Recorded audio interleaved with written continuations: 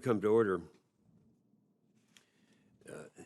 The committee meets today to receive the testimony of the United States Central Command.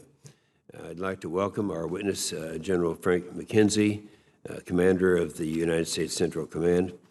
I want to add that immediately following this morning's open hearing, we'll move to SVC 217 in the Senate Visitor Center for a closed session, which will be an opportunity for General McKenzie to answer some of the questions.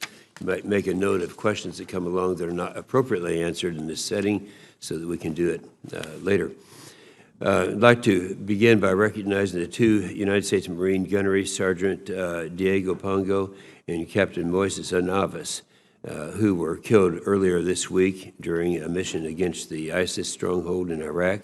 I also want to recognize the two additional Americans who were killed yesterday, whose names have not yet been released. That was in a rocket attack in Taji.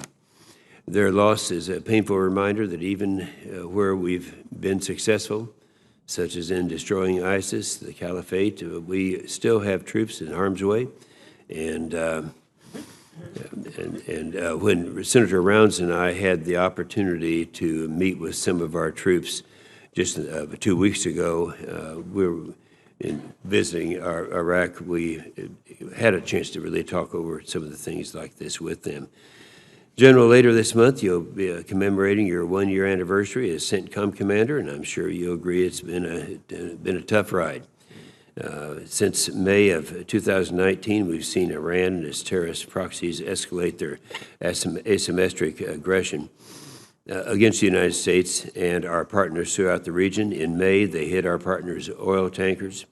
In June, they downed the American drone. In September, they attacked Saudi oil facilities, threatening the global energy supply. And throughout this uptick, President Trump announced new sanctions on Iran, bolstering protection for our troops in the region, but he sought to avoid a military escalation and even offered to negotiate with Tehran. Then in December, Iran's proxies killed a U.S. citizen and attacked the U.S. embassy in Baghdad. These actions crossed the president's red line, which we knew that by his very nature he's going to adhere to his own red lines, unlike some others in the past. And the president responded by ordering a strike that ended up killing Soleimani. Iran countered by firing ballistic missiles that thankfully missed our troops in Iraq, though over 100 soldiers sustained concussions. Since then, the situation seems to have de-escalated. Iran countered by firing ballistic missiles and thankfully missing our troops in Iraq. Through over 100 soldiers sustained concussions. After that attack, however, the situation appeared to be de-escalate.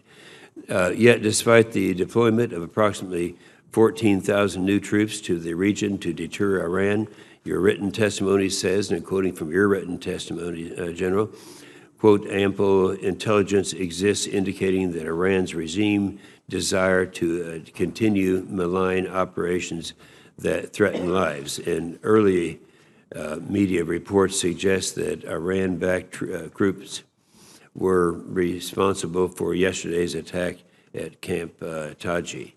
So if the deployment of approximately 14,000 troops in the region won't deter them, I'm sure a good question would be, what will deter them? We have ample opportunity to respond to that question. So I ask, because this committee's top priority is effective implementation of the National Defense Strategy, which says to focus on China and Russia as a central challenge to the U.S. prosperity and security, and as you highlight in your written statement, to accept greater risk in the CENTCOM AOR.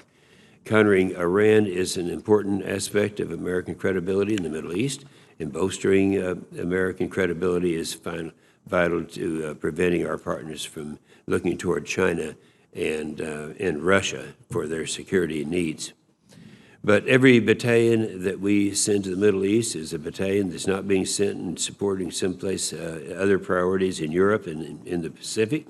And moreover, this ramp up in the Middle East comes while other priorities such as counterterrorism and security cooperation in Africa are being undersourced. So I hope you will address how these new deployments to the Middle East are changing Iran's behavior for the better, and or if conflict with Iran remains likely in your view. We'd like to know, you explain to us what these new deployments are achieving. And with that, I'll turn to Senator Reid.